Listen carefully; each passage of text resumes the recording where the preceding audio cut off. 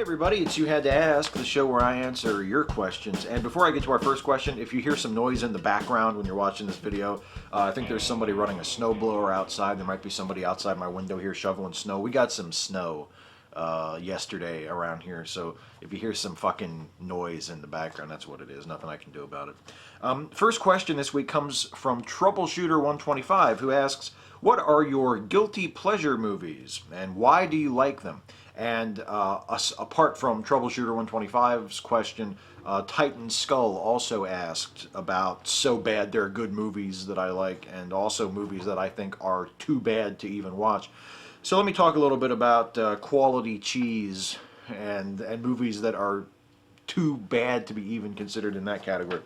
As far as guilty pleasure movies, I like a lot of like really big, dumb 80s action movies. I love the Rambo series, especially First Blood Part 2, where he goes he basically goes back by himself and refights the Vietnam War and wins. That's the general plot of of First Blood Part 2. And it's just such an incredibly big, dumb movie that it's almost impossible for me not to love it. And Delta Force is another one like that. The Chuck Norris movie is just so incredibly, sublimely stupid. I could watch it every day and just enjoy it. And then of course Patrick Swayze's body of work. Patrick Swayze was the incarnation of cheese. He was a uniquely gifted actor in the realm of so bad they're good movies. I mean, his filmography is just a roll call of classic so bad they're good movies. I mean, Roadhouse, Point Break, Dirty Dancing, the North and South miniseries about the Civil War, and just on and on and on. The man was absolutely a treasure. And Keanu Reeves to a much, much lesser extent. Keanu Reeves is sort of like an apprentice that never quite reached the potential of his master as far as Swayze goes. And as far as movies that are just so bad that they can't be saved even by looking at them ironically and trying to laugh at them, the Twilight series, man, the Twilight saga is just so awful. They are absolutely the stupidest movies I've ever seen, and not stupid in a goofy, entertaining way, just brutally, punishingly bad. I could not watch them without the riff tracks. My wife and I have seen all of them now, except for the most recent one that just came out in theaters. We haven't seen that yet because I'm not going to pay for it. You know, I'll watch it when my wife brings it home from the library or something. But watching them really, even with the riff tracks playing along, so you have like a running humorous commentary. It's an act of masochism watching those movies. They're just so bad. Hey, the Felt Begone, he asks, do you ever listen to the director-actor commentary on DVDs? If so, who was the most disappointing? Who was the most surprising? For some reason, I thought of John Carpenter as most disappointing. It's been a long time since I listened to one of his commentary tracks, but I remember listening to the commentary track on, I guess it was Halloween, the original Halloween, and it just seemed kind of dull. You know, not a lot of insight, a lot of technical detail, and a lot of detail that you might find useful as a filmmaker, as a director or a cinematographer or whatever. He talked a lot about lighting, about how he lit particular scenes, which is interesting on a technical level. But if you're looking for sort of a more artistic insight into the film, or anecdotes or funny stories or whatever you turn to film commentaries for, there wasn't a lot there. The John Carpenter commentaries are kind of dull. And but the best director commentaries that I've ever heard are the ones on Kevin Smith movies. I have very mixed feelings about Kevin Smith as a filmmaker and just as a personality in general. I mean, sometimes he is great and other times he is absolutely insufferable. But his commentary tracks on his movies are usually really good. For some reason, I think it's been a long time since I listened to any of these, so I'm just sort of going from my memory here. But the commentary track on Mallrats, I remember being way better than the movie. I think that's the one where Ben Affleck does his Denzel Washington impression. Lillian Doherty asks, what is your opinion about Ray Kurzweil's Singularity Theory? And since I'm not sure I've heard your opinion on him before, how do you feel about Woody Allen, his work, not necessarily him as a person? Well, to take the last one first, I'm a big fan of Woody Allen. I think he's a great writer. I think he's a great filmmaker. Uh, and I love Annie Hall. I think Annie Hall is one of my favorite movies. I'm one of the few people of my generation who thinks that Annie Hall winning Best Picture that year over Star Wars was absolutely the only way to go. I mean, I love Star Wars as much as the next 30-something guy in America, but for Christ's sake, it's not, you know, a piece of dirt on Annie Hall's shoes as far as I'm concerned. Annie Hall is such a great movie, such a funny, wonderful movie. And a big fan of Woody Allen in general, and particularly of Annie Hall.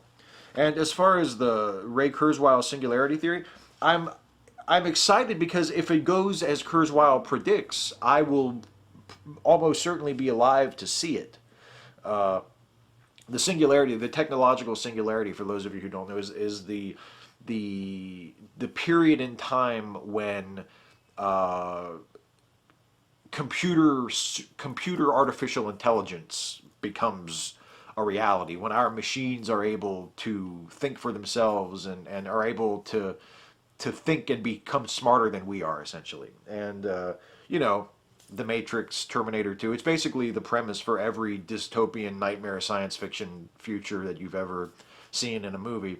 And it's, I guess, what they, in the next 50 years or so, I think, is what Kurzweil says. And there are other things related to it as well. It's not just the development of artificial intelligence. It's also the integration of cybernetic assisting implements into our biology, augmenting our biology with computer aids and technology and things like that. And it's the sort of thing that we are seeing in little bits here and there today. And we'll just continue to see more of that in an ever more sophisticated and ever more harmonious ways, so that you don't really look at it as a human with a hunk of technology attached to him to help him do something, but it just becomes a natural part of our life. I'm not really terribly worried about it. I'm interested to see what happens after the singularity, if indeed the singularity does occur in my lifetime, because the singularity is predicted to be one of those transformative, revolutionary events that will really, really change our culture, will change our civilization in a fundamental way. And those are always neat. Matt Icarus asks, the stuffed animal sketches, how did you come on that idea? The stuffed animal sketches, the stuffy videos as I call them, come from my desire to want to have some videos on this channel that are basically characters having conversations. And one of my favorite thing to write probably is characters in conversation with each other. I love to write people talking and having funny conversations. I'm fairly good at that, I think, and I really enjoy it.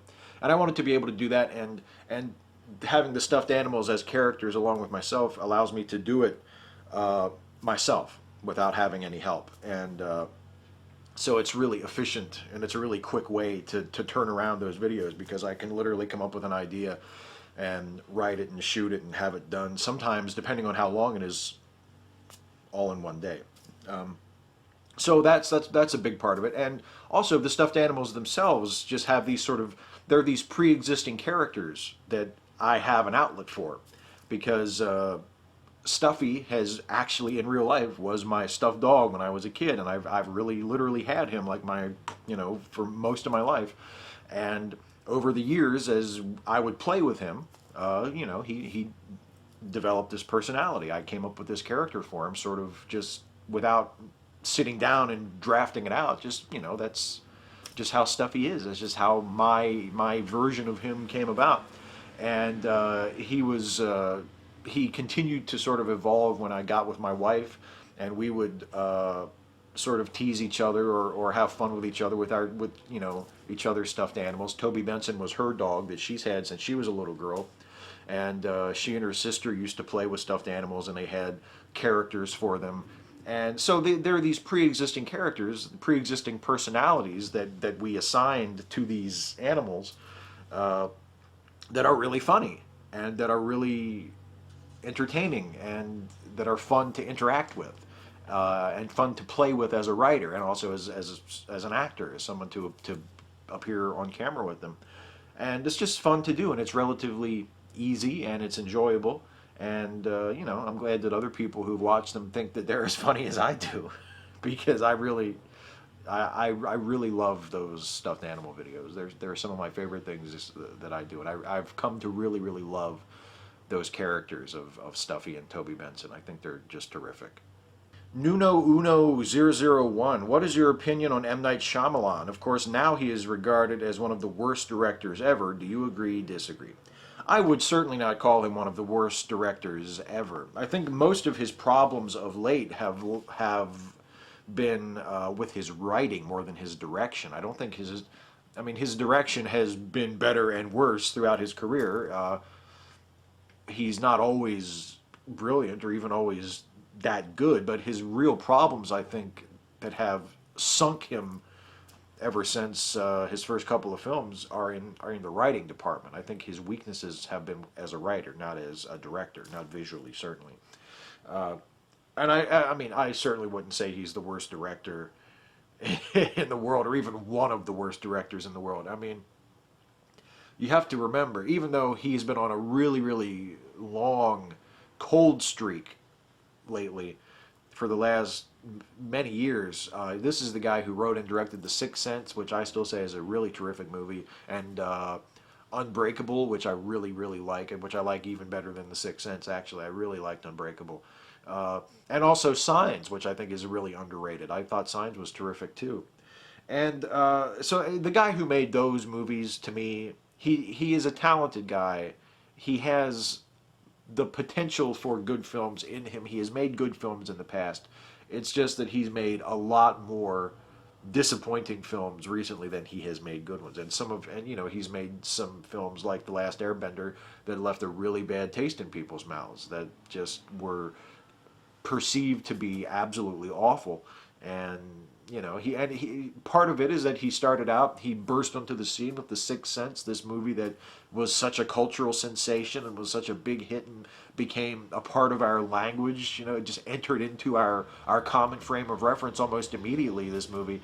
And he's never really approached that since. He created this humongous expectation for himself that he just hasn't been able to live up to. And it's not entirely the fault of that, because a lot of his work since then has been terrible.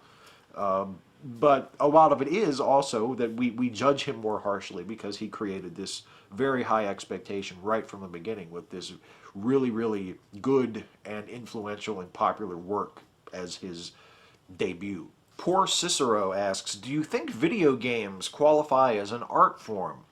The stories can be gripping, the styles can be brilliant, and the experience can be thrilling, but can it be considered a legitimate form of art? What do you think, and what games do you think, if any, could be art? I do think that video games qualify as art. I have a pretty liberal, wide-open definition of art. Basically, if something is presented to me as art, I accept it as art. I think art is determined by any number of things. It could be something as simple as the context in which an object is placed could render it a piece of art. So I don't get hung up on whether or not a given thing is art. If you tell me it's art, okay, I accept it as art. I quibble on matters of taste, on whether or not I think something, a given object, a given work is a good piece of art or a bad piece of art, or whether I like it or I don't like it. But I don't think there's really much point in arguing over whether or not something is art or not. If it's presented to me as art, I consider it art. And yeah, I agree with you. Video games, I think, could qualify as art. I think a lot of video games are very artful. And again, it just depends on the presentation, on the context in which a video game is being considered. I mean, I am not much of a video game player, to be honest. I had the most I was ever into video games was probably about 10 years ago. I had a PlayStation 2, and most of the games I had for it were either baseball games or wrestling games. I mean, I was never a big gamer. Most of the popular games today that people play a lot. I have never played one time and never really been interested to play them. But I played games when I was a kid. I played Super Mario Brothers and the sort of classic 8-bit Nintendo games. And yeah, again, depending on the context, depending on what you're thinking about or how you're thinking about them, sure, a lot of those games could be considered art. I mean, and if you're going to look at video games as an art form, as a medium, then certainly they have their own masterpieces, their own influential works, just as films and literature and other forms of art do. Absolutely. I'm probably not the best person to name any of them because I have such a narrow frame of reference personally. But sure, video games absolutely can be art. The great old one, Steve, if you had to die an incredibly gruesome death, what would you prefer? I would like to be pushed into a threshing machine. Val3Y, this kid recently killed himself in my town. I didn't really know him, but I always seem to overuse suicide jokes. What should I do? Should I kill myself?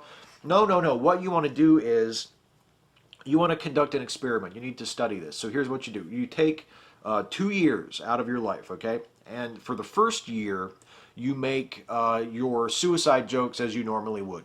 Not any more, not any less. You just go on business as usual. The only difference is you make a record of how many people in your town or your neighborhood or whatever area you designate to study, how many suicides there are in that time with you telling your suicide jokes. And then the next year, you change it up and you don't tell any suicide jokes to anybody ever. And then you record the number of suicides in the same region during that time and you compare if there's any difference. And see, even if there is a difference, that's only going to get you a correlation. What you want is proof that your suicide jokes are actually causing people to kill themselves. And that, I'm afraid, is a much more rigorous and complex study than I am fit to help you design. But I think that my suggestion will at least help you to determine whether or not there is anything there worthy of further study to begin with. Great Goat on Fire. What do you think of David Lynch's Dune movie as a movie on its own and as an adaptation of the book? Have you seen the Sci-Fi Channel Dune miniseries, and if yes, what did you think of it? Bonus question, have you ever played a pen and paper RPG? I am pretty much a stranger to Dune. I have seen bits and pieces of the Lynch film, but I've never sat down and watched it all the way through. And I've never seen the Sci-Fi Channel miniseries. I remember when that came out, but I didn't watch any of it. And I never read the book, and so I really am a complete stranger to Dune. So I can't really answer that. And I only bring it up in the video because you've asked it a few times about Dune and David Lynch. As for the other one, though, your other question, have I ever played a pen and paper RPG? No, I've never played an RPG. I've never done Dungeons and Dragons or anything like that, and I'm a little puzzled and kind of bored by the whole concept. I don't really get the appeal of it. I've had friends who have been really, really heavy into role-playing games, both real-life role-playing games and online stuff, and I just don't get the appeal. It just doesn't attract me at all. I see the energy that some people put into creating characters and crafting stories for these games. And I think, why not write a fucking story? Why not write a play? Why not, because look, it's fun to act things out. It's fun to get together and play. I mean, as an adult, I'm totally free admitting that. I play with stuffed animals in front of my camera. That's what I do. And to me, I feel like if you have a group of friends and you like getting together and dressing up and pretending to be other people and playing, why not put on a play? Why not write something and act it out? Why not do something more creative with it instead of playing a game? But then again, I'm contradicting myself from a few minutes ago when I said that that video games could be a form of art, and so I suppose I have to say, so could role-playing games. A LARP could be a form of art. It's not a form of art that I will probably ever enjoy or understand or seek out or anything like that. But it certainly could be a form of art. Yeah, I don't know. No, I've never played one. I've never really wanted to play one. I think it's kind of a waste of time. Margaret Johnson asks, have you ever read fan fiction? My dear, I have written fan fiction.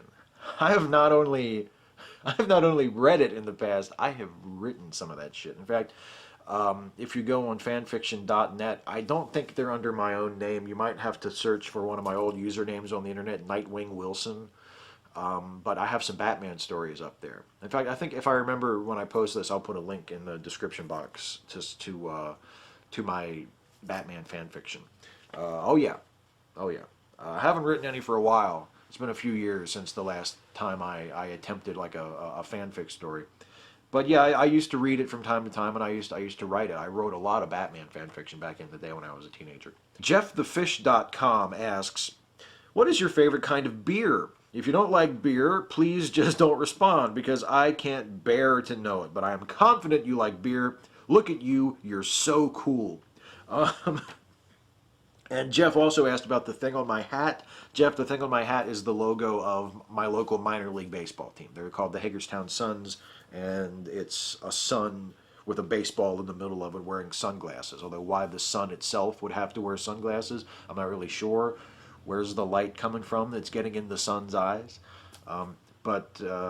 Yeah, so that's what the thing is on my hat. It's the logo for the Hagerstown minor league baseball team. And my favorite kind of beer is Yuengling.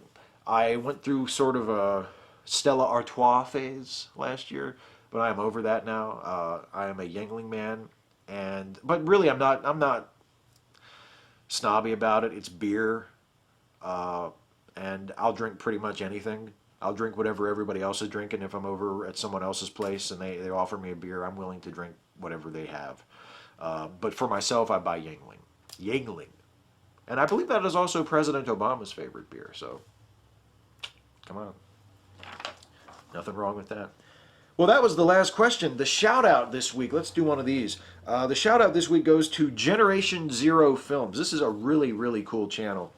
Has a decent base of subscribers, about 4,000 and some subscribers, which is cool, but I mean, he deserves to have some more subscribers than that, I think, because it's an awesome channel. He did it's an atheism channel. He talks about atheism and religion and some current event stuff, and he usually has some really sharp analysis of things and really interesting things to say. And he also just put together a video within the last week or so of his own personal picks for the best atheist videos of 2012, and there's some really, really good stuff in there. There's clips from a Dark Matter video in there, and something from Dusty Smith, and some really, really good stuff. And it's a good sort of summary of the year in atheism on YouTube from 2012, which it was fun to watch. And Generation Zero Films, that is the shout out this week.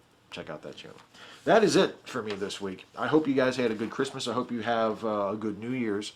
And I'll be back to do this again next week to answer your questions. But of course, before I can answer your questions, you have to ask. So please, if you have a question for me about anything at all, leave a comment on this video, ask your question, and I will answer as many of them as I can, or really as I feel like, in the next video. I look forward to reading your questions. They're always awesome. You guys are great. Thank you for watching, and I will see you next week.